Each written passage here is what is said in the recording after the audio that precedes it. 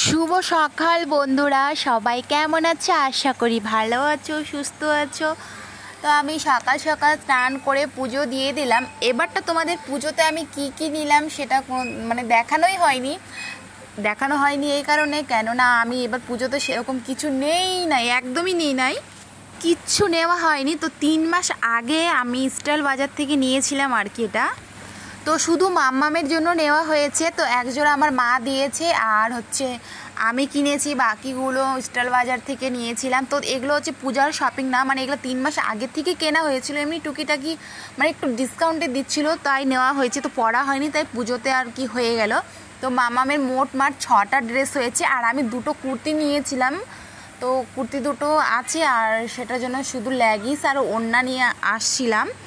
আর এবার পুজোতে সেরকম কিছুই হয়নি। আর ঘুরবো কি না সেটা জানি না, বাট আমার মেয়ে তো ঘুরবে, তো সে তো আর একা একা ঘুরতে পারে না। তো পুরোনো শাড়ি টাড়ি পরেই ঘুরবো। আমার আবার সেরকম কিছু একটা লজ্জা লাগে না, আগে লাগতো, এখন আমার লজ্জা লাগে না পুরোনো জিনিস পরে ঘুরতে। তো চলো, আজকে ভিডিওটা এতটুকুই ছিল।